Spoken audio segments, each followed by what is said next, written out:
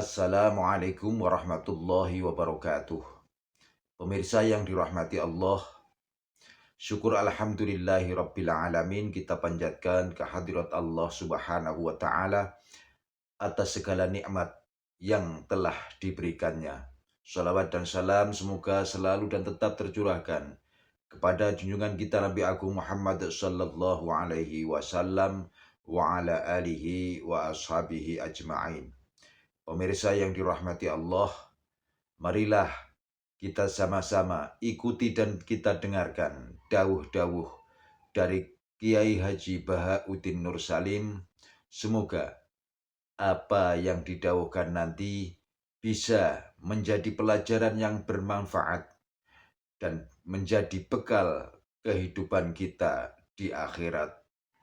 Amin, amin, ya rabbal alamin. Nabi itu tahu bahwa akhirat itu tidak bisa batasi Allah. Kamu tidak bisa nyemprit Allah. Allah, ini akhirat loh. Amal sudah tidak manfaat. Ingat itu. Tidak bisa seperti itu. Allah itu nggak bisa tunduk sama konstitusi yang bernama akhirat. Artinya Allah meskipun di akhirat tetap duwe hak yaf'alu ma yasa atau yaf'alu ma yurid. Nggak bisa kamu terus wah ini akhirat. Amal ra iso dikirim wong mati. Amal ra iso dikirim. Ya pangeran kok mbok atur. Makanya ada kiai mengatakan kodok kodar iso dirubah, itu kamu. Makanya ada seorang kiai ditanya kodok kodar iso dirubah sekali dicatat selesai. Jadi kiai tadi, tapi nak Allah iso. Dalile apa ya yamhuwa ma yasha wa yusbit. Nak Allah ya iso, sing ra iso kan kita. Nah, Nabi itu tahu betul meskipun akhirat itu Allah masih bisa dinego saking baiknya. Ya Muhammad irfa' ra'sak wasal tu ta wasatu safa. Semat sirahmu angkat. Kowe njuk apa tak turuti. Semenjak itu Nabi minta apa? Syafa. Karena dulu ulama itu sudut pandangnya itu ya seperti itu. Ada yang ulama suka ibadah itu sholat, ada yang milih tidur.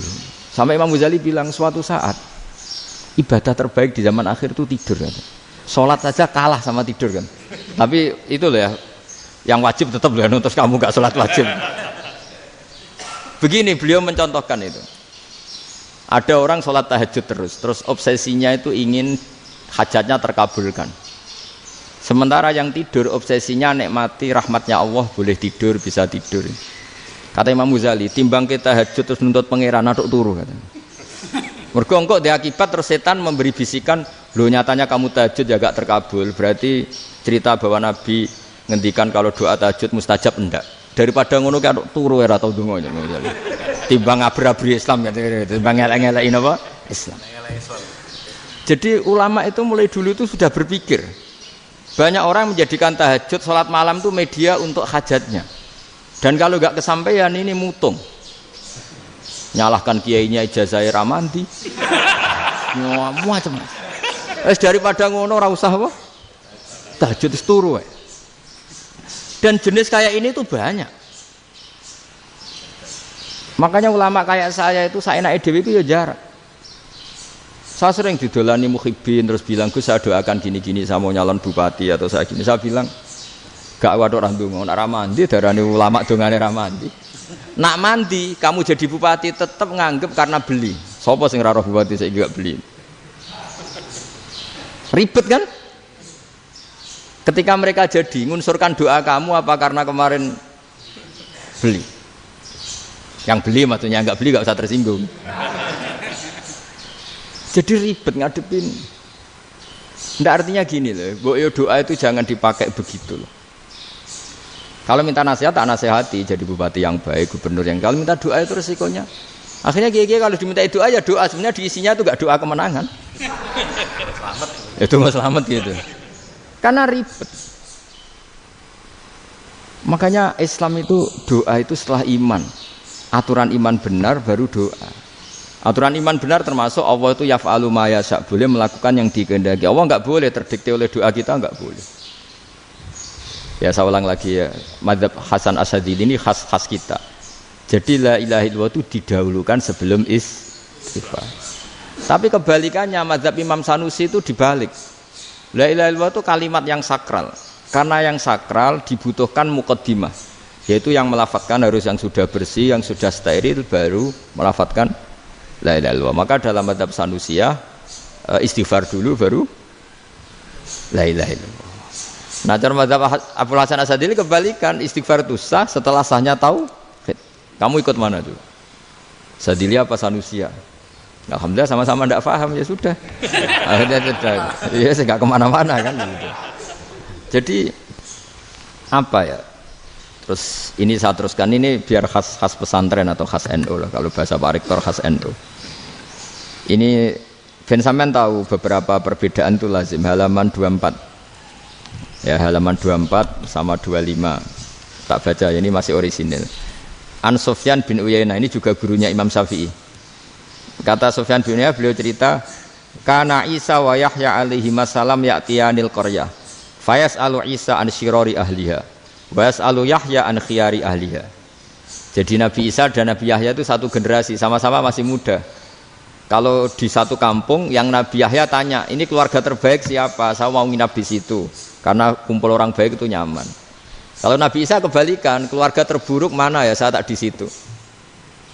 Nah terus akhirnya faqala lahu Yahya lima tanzilu ala syirarin nas. Kenapa kalau kamu bermalam kok malah kumpul orang-orang yang nakal? Innama ana tabibun udawil mardo. Saya ini nabi barat dokter. Di mana-mana dokter yang ngumpuli yang sakit, ngobati yang sakit. Makanya di NU itu ya banyak Kiai Jazab mengumpuli yang nakal-nakal. Nak tepak yang ngentas yang nakal, nak ora tepak ya katut. Ini adu nyali lah sudah gitu. Tapi itu ada ilmunya, yaitu niru Nabi siapa? Isa. Kalau kamu dokter penelitian tuh cari daerah yang banyak pandemi apa yang bersih? Yang banyak pandemi, karena yang namanya penelitian ya di situ kan. Kalau kamu dakwah ngentas kemiskinan, ke daerah miskin apa daerah kaya? Nah sama, kalau ngentas kefasikan, ke daerah fasik apa daerah orang soleh? Fasik. Ya, tapi itu Nabi Isa. Nah, kalau kamu tidak Nabi kan potensinya kan itu. Tapi setidaknya bahwa kita sering disalahkan karena punya beberapa tokoh yang ngancani fasik-fasik, itu sebenarnya ada dalilnya, yaitu Nabi siapa? Isa. Nah terus masalah tegas dan lunak. Ketika ada mahasiswa misalnya pacaran, boncengan lanang dan perempuan, itu pilihan kita apa? Kalau tegas terus gak mau mendengar kita, misalnya gini, contoh gampang, tak beri contoh Pak D, jangan orang tua, nanti secara fikih itu beda. Nah ini kan kita orang pesantren, nah, biasa ngaji fikih detail. Kamu Pak D seorang perempuan, mahasiswi misalnya, sering pacaran, setiap ke situ sama pacarnya kamu diam saja, padahal kamu dosen keislaman. Mesti pawanaan kamu nyimpulkan, ternyata pacaran itu tidak apa-apa, buktinya Pak D itu tidak negur, menengahi. Ini berarti as-sukut alal mungkar. Tapi kebalikannya, Pak D ini terkenal keras. Nak rono mesti ada aku ponaan. Akhirnya ya ora rono. Mesti ngerti nak mesti diamuk. Nah, dua orang ini sama-sama gagal kan? Yang lunak menjadikan ponaannya pacaran terus karena enggak negur sehingga dikira membolehkan. Sing keras juga enggak sempat bina wong rono era wani. Akhirnya dua orang ini sama-sama enggak ketemu, sama-sama enggak berkesempatan membina kan? Gagal membina kan? Karena yang keras ponaannya enggak pernah situ, berarti enggak bisa bina kan?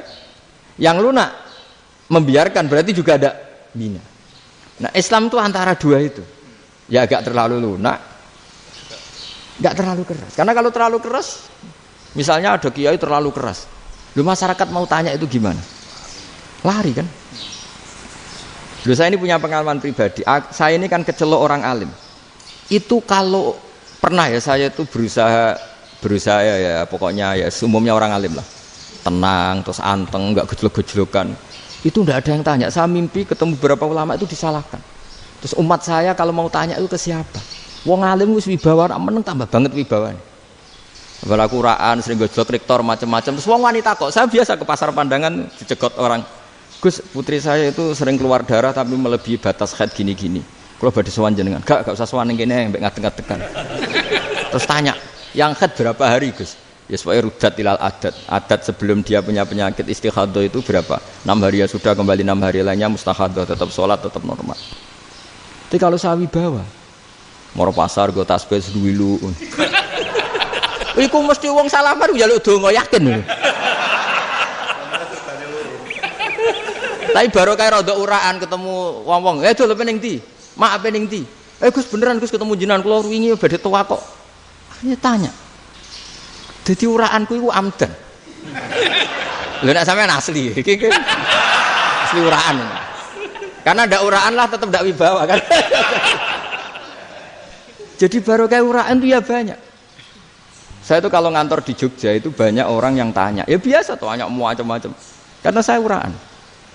Ke pasar ya orang, bahkan di bis sering ketemu orang. Wah, beneran Gus kalau badhe sowan jenengan badhe tanya ini. Ya sudah di sini aja. Jadi semua itu diilmoni. Nah, Nabi itu punya sisi yang dua-duanya jalan. Memang beliau luar biasa, dipilih Allah yang luar biasa. Nabi ketika wibawa itu banyak sahabat yang bahkan mengenali wajahnya aja tidak bisa. Ka'anna ala ru'usihim at-tayr. Bayangannya seakan-akan di kepalanya itu ada burung yang takut terbang, saking antengnya.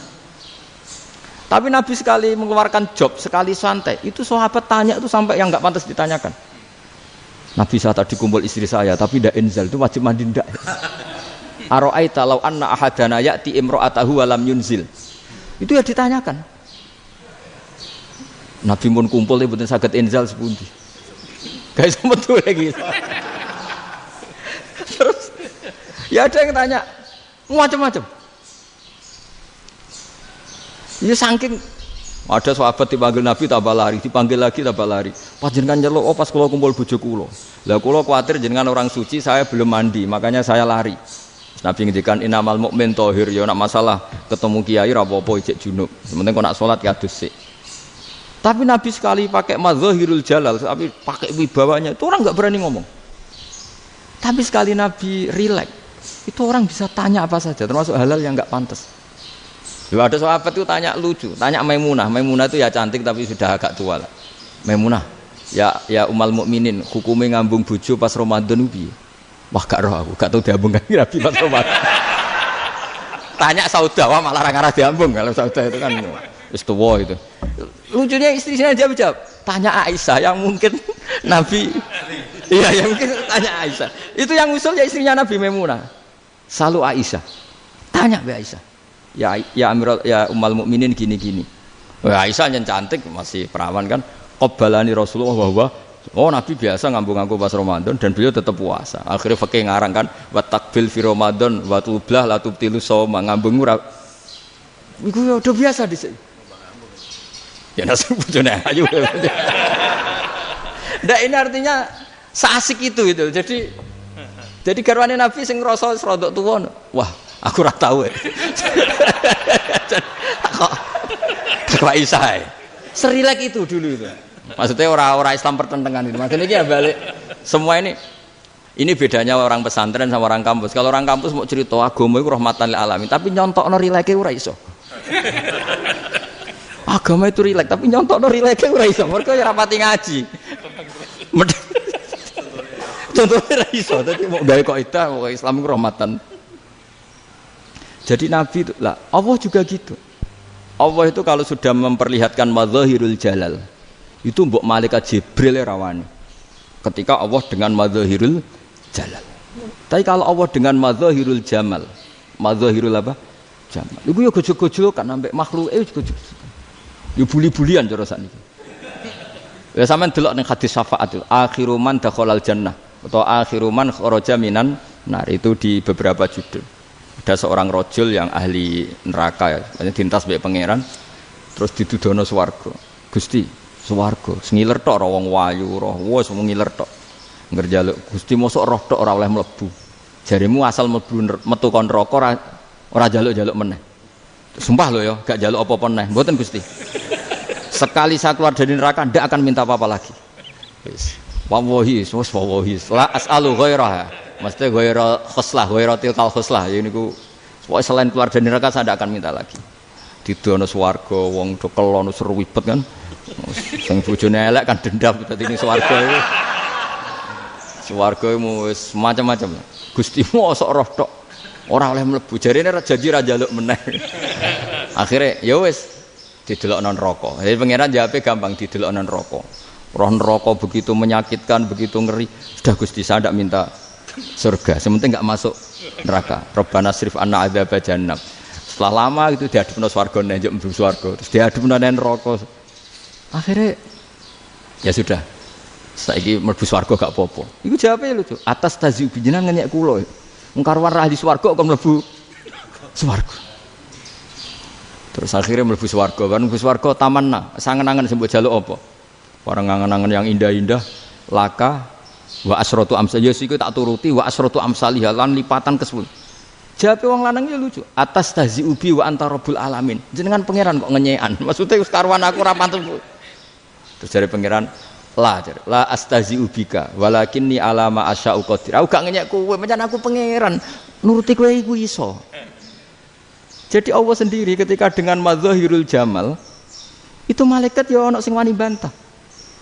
Masyhur itu kan malaikat sing bantah pangeran ataj alufia mayufsidu fiya wasfikut. Karena Allah dengan madzahirul jamal. Sing paling masyhur Nabi Musa. Nabi Musa itu ketika Nabi Mi'raj. Nabi Mi'raj itu beliau kira-kira di langit keempat lah yang masyhur atau kelima. Ngelangkahi. Nabi Musa nangis, "Ya Rabbi, ini apa-apaan? Orang sing ja'a ba'di kemudian melangkahi makom saya ini apa-apaan?" Jadi Nabi Muhammad kan apapun hebatnya kan junior.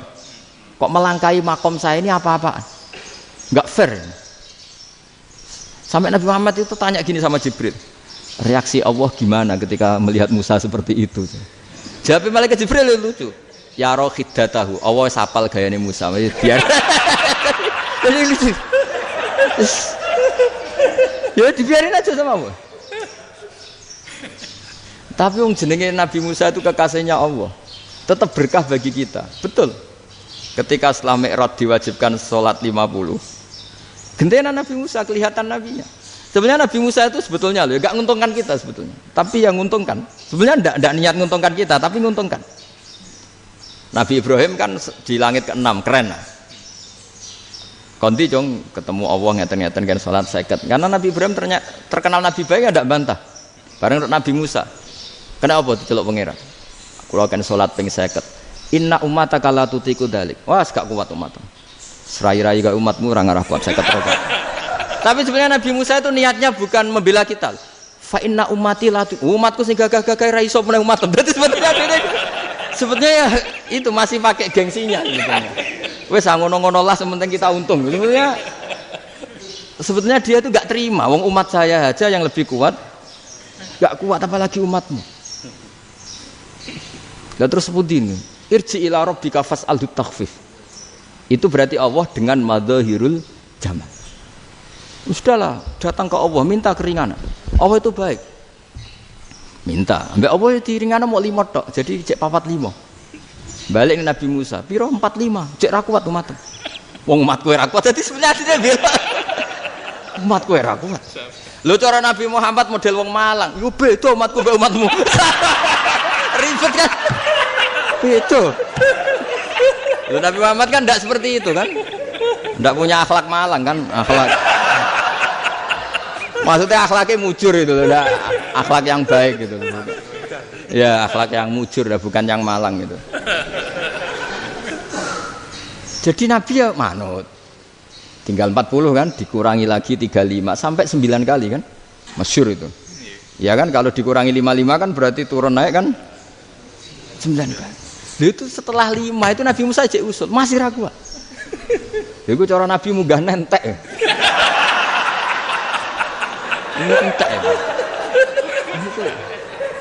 Terus iya doa tuntas betul. Bisa bebas. Terus munggah ado-ado lha opo? Ngapain itu? Akhirnya Nabi Muhammad sudah sampun ya kalimah Allah. Saya ini malu sama Allah Musa. Sudah 9 kali dan diturutin terus. Jadi Allah kalau dengan madzahirul jamal itu Nabi Musa biasa nego sama Allah. Tapi ketika Allah dengan madzahirul jalal itu Nabi Musa enggak berani. Yaitu di hadis syafa'ah. Hadis syafa'ah ketika manusia datang ke Nabi Adam, ya tuna Adam. Ya Adam anta abul basar ngene isfa'li ana inda rabbik. Kamu saya minta mensyafaati kita. Nabi Musa, Nabi Adam inna rabbi qad ghadibal yawma ghadaban lam yaghdab qablahu mislah wa la yaghdab ba'dahu mislah. Ini Allah sedang murka besar dan tidak akan murka seperti ini lagi. Sudah saya tidak berani nafsi. Nabi Ibrahim enggak, termasuk Nabi Musa ketika di itu ya enggak berani. Karena Allah dengan madzahirul jalal. Itu Nabi Musa enggak berani. Sudah saya sendiri itu pernah salah. yaitu saya membunuh seseorang yang nggak disuruh oleh Allah membunuh itu, yang pas jotosi orang Kipti. Akhirnya datang ke Nabi Muhammad, pas ke Nabi Muhammad Allah dengan mazahirul jamal, dengan mazahirul jamal, sampai Kanjeng Nabi ngendikan analah, saya akan memintakan syafaat kalian. Terus fa ahmadu rabbi bima hamida allamaniha rabbi, saya muji Allah dengan pujian-pujian yang orang lain tidak tahu, hanya saya yang diajari, kata Rasulullah. Nah di sini menurut banyak ulama termasuk kitab yang saya baca, kenapa Muhammad sebagian namanya Ahmadu, itu dari af'al tafdil, fa Muhammadun Ahmadu min ghairihi. Muhammad Rasulullah itu kalau muji Allah di atas cara mujinya nabi yang lain. Jadi Ahmadu bukan dari fi'il mudhari' lil mutakallim, tapi dari af'al tafdil, fa Muhammadun Ahmadu min ghairihi, bahwa Kanjeng Nabi Muhammad sallallahu alaihi wasallam itu cara mujinya Allah di atas pujian para nabi. Makanya di sini Sayyid Ali Zainal Abidin kalau muji hamdal hamidin wa fauqa hamdil hamidin, jadi pujian saya ini di atas rata-rata cara mereka memuji. Yaitu sirinya apa? Nabi itu tahu bahwa akhirat tidak bisa batasi Allah. Kamu tidak bisa nyemprit Allah, Allah ini akhirat loh, amal sudah tidak manfaat, ingat itu. Tidak bisa seperti itu. Allah itu nggak bisa tunduk sama konstitusi yang bernama akhirat. Artinya Allah meskipun di akhirat tetap dua hak, yaf'alu ma yasa atau yaf'alu ma yurid. Nggak bisa kamu terus, wah ini akhirat, amal raiso dikirim nawang mati, amal raiso dikirim, yang pangeran kok mbok atur. Kalau kita yang mengirimkan nggak bisa, tapi kalau Allah tetap bisa. Makanya ada kiai mengatakan kodok kodar raiso dirubah, itu kamu. Makanya ada seorang kiai ditanya, kodok kodar iso dirubah sekali dicatat selesai. Jadi kiai tadi, tapi nak Allah iso. Dalilnya apa? Yang huwahu ma yasa'u wa yusbit. Nak Allah ya iso, sing ra iso kan kita. Nah, Nabi itu tahu betul meskipun akhirat itu Allah masih bisa dinego, saking baiknya. Akhirnya Nabi sujud, masyhur itu terus, ya Muhammad irfa' ra'sak wasal tu ta' wasatu safa. Semat sirahmu angkat, kowe njuk apa tak turuti. Terus semenjak itu Nabi minta apa? Syafaat. Jadi makanya terus banyak GNU sing macam-macam lah. Sing ana sing potongane wedi terus hati-hati. Niku berarti makome madzahirul jalal. Ana sing amen guyon nek makome madzahirul jamal. Ana sing ra jelas ngene iki, sing ra jelas. Nak guyu buanter kok nak nangis yo buanter. Jebule urusan utang. Lah ini sudah yang udah. Jadi makanya yang rileks saja. Sebenarnya agama ini santai, rileks, karena agama ini harus bifarohin wasururin. Enggak boleh agama ini dibawa dengan kekerasan, dengan antisosial. Karena agama ini harus kul bi fadlillah bi rahmati fa bidzalika falyafrahu, harus senang, harus rileks. Makanya saya jadi kiai itu senang takutnya gini. Sekali saya tidak senang jadi presiden buruk. Ternyata jadi wong alim ora enak, itu contohnya. Sampean merengut terus uripe susah, nanti orang tidak berani jadi orang alim. Makanya saya akan buktikan bahwa saya lebih bahagia dibanding rektor. Nanti orang yang jadi rektor semua nggak ingin jadi orang alim. Iya, makanya ini kan bentuk kearifan lah. Jenengan ngakui fungsi kiai kayak saya itu bentuk kearifan. Saya juga ngakui jenengan ini butuh kearifan. Saya sering didolani KUA itu rata-rata ya didikan kiai. Kompilasi hukum Islam itu banyak ya, janda cantik. Contohnya harus cantik, kalau jelek nggak mungkin terjadi kan. Ada janda cantik kebetulan suka kawin tapi takut zina. Saya ulang lagi, suka kawin tapi takut. Itu seringnya gitu Pak Rektor. Jadi dia kawin bosen, bilang ke KUA, Pak saya sekarang mau nikah sama ini. Loh, tapi kamu mau punya suami. Ya tapi kan nggak tercatat Pak. Itu KUA-nya rata-rata itu nggak berani. Meskipun nggak tercatat, karena secara fikih meskipun nggak tercatat tetap dia seorang perempuan yang bersuami, maka nggak boleh nikah sama orang lain. Tapi secara hukum santri nggak bisa dong menikahkan perempuan sing dzati zaujin yang punya suami. Jadi ini barokahnya kerjasama yang baik. Jadi di masyarakat itu tertanam didikan kiai nggak boleh nikahkan perempuan yang bersuami. Tapi di KUA ngikuti hukum formal. Dan di Indonesia itu KUA itu rata-rata konsultasinya ya sama kiai, sehingga ya nggak berani akhirnya meskipun aku wedi mlebu rokok gak iso. Dan itu banyak. Seorang lagi ya, makanya ini kan pesantren itu nggak boleh mati. Orang kiai-kiai kayak saya nggak jelas-jelas itu harus lebih jelas lagi. Karena ini yang on time, yang online, yang siapa saja bisa tanya. Saya itu SMS saya itu nggak punya HP WA. HP jadul itu SMS-nya tiap hari entah berapa orang yang tanya dari Kalimantan, dari Aceh. Gus di kampung saya ada masjid 2 itu yang Samana, ada yang dari orang perkotaan. Gus di perumahan baru ada masjid, yang Jumatan baru orang 12 sah enggak? Ya langsung saya jawab sah. Dalilnya ini. Ya sudah, nah, tapi kata Imam Syafi'i gini harus orang 40 itu madzhab Syafi'i, dalam madzhab yang lain gini-gini. Itu kalau tanya rektor itu kan ribet. Masuk ajudan dulu, asisten dulu, panjang.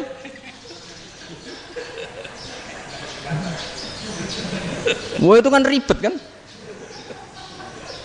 Manggil dosen dekan VAI dipanggil, dekan VAI nggak mau langsung jawab, cari dosen yang nekuni itu. Usul fikih, saya nakuni itu baru seminar, nunggu dulu mbak ini orangnya baru. Panjang kan? Bisa tutup Islam kalau kesuwen. Coba kalau tanya kiai kan enggak ketemu di jalan. Dulu Mbah Zubair kata Mbah Mun. Saya termasuk santri yang diapresiasi Mbah Mun. Dhisik Mbah Zubair yang ngono, anak nong takok pe sowan gak oleh. Gak takok ning kene. Jangan biasa ditanya orang ngadeg-adegan. Ya alhamdulillah ilmunya cukup, kalau gak cukup ya kok sik. Jadi sebetulnya orang sopan itu ya agak ada yang ditutupi sebetulnya. Mboten prayogi teng dalan nginjang mawon matur. Ya sebetulnya sebenarnya memang ilmunya agak cukup gitu. Tapi itu sebenarnya secara fikih itu haram, menunda itu haram. Ya haram tuh, coba bayangkan ya, kalau tanyanya sekarang, Gus saya ini sudah keluar darah 1 bulan penuh, padahal normalnya hanya 6 hari. Saya nanti sholat enggak? Kalau nginjang mawon dugi kula. Berarti kan hari ini belum ada keputusan. Sholat apa enggak kan? Tapi karena modus tadi, boten prayogi nggih ngendikan ngoten teng dalan nginjang tengen kula. Itu kemungkinannya 2, sopan atau goblok itu saja. Kayaknya kalau sopan enggak lah. Kayaknya enggak lah kata. Karena secara fikih itu jelas haram. Bagaimana mungkin sesuatu yang harus dipraktekkan nanti zuhur dijawab besok, berarti zuhur, asar sampai subuh belum ada jawaban, berarti nggak ada sholat kan? Makanya dibutuhkan orang-orang alim yang kultural seperti ini, dan NU menghormati kultural. Tapi Mbah Mun juga sangat menghormati Islam formal, karena tadi produk-produk formal itu bisa dilembagakan oleh negara, dan itu kita ikut untung. Makanya Mbah Mun itu kalau punya tamu KUA, punya tamu polisi sampai pejabat itu. Kenapa saya contohkan KUA? Supaya jangan kira seperti pendapat orang-orang hasud, wah ya mesti aja disolani presiden seneng, menteri seneng. Enggak juga, sebenarnya semua kiai itu mulai KUA sampai polisi, polsek, polres itu seneng semua, karena sama-sama diajak mengawal bangsa ini, diajak mengayomi semua masyarakat. Tapi kadang-kadang masyarakat ngeritiknya, jenenge kiai disolani menteri ya seneng, presiden. Padahal yang sowan kiai itu ya mulai KUA, Kapolsek, kepala desa, RT, mudin. Itu mungkin kalau tanya ya lucu-lucu. Gus kalau nate nyembelih pitik kemanian, pitik gue gede man. Akhirnya gus ngerti nak kemanian langsung tak sebelah benda. Terusane gue sah tau. Ribet. Ya tak jawab. Lah pitik pasti gue jek urip to ora. Terus urip Gus. Wis sah cara madzhab Malik kerja urip. Karena itu ada perdebatan antara madzhab Malik dan madzhab Syafi'i. Nah cara Imam Syafi'i itu agak ketat. Hewan yang punya kehidupan sudah mutharibah, misalnya ayam jago, contohnya harus jago, karena kalau ayam kecil diikhlaskan haram. Jadi yang cilik wae kan gitu. Fikih itu ya, fikihnya orang Indonesia itu pecundang. Kalau ayam kecil gak ditanyakan, mate ra wis. Kalau jago ditabrak truk kejet-kejet. Andai kan gak disembelih pun mesti mati. Itu cara madzhab Syafi'i itu haram.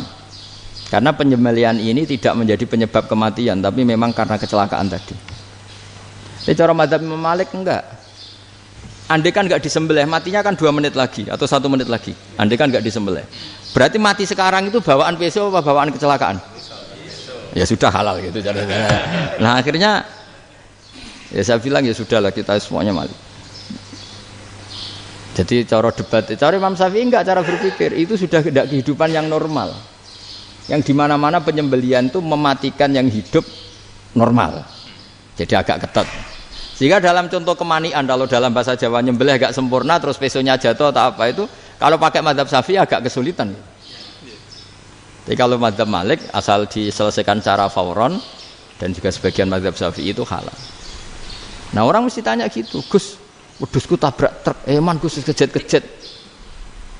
Tapi nak pitik cilik ra ditakokno. Makanya termasuk kritiknya Mbah Mun, tapi ini madzhabnya Mbah Mun ya. Kamu boleh ikut boleh ndak karena ini urusan ndak penting. Dewe wong-wong lucu, nak ditakoki yuyu muni haram mergo amfibi.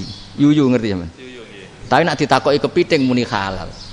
Mergo nak yuyu haram gak eman, nak kepiting eman. Padahal alasannya coba, kenapa yuyu haram? Karena amfibi kan, bisa di air. Pertanyaannya, kepiting seperti itu ndak?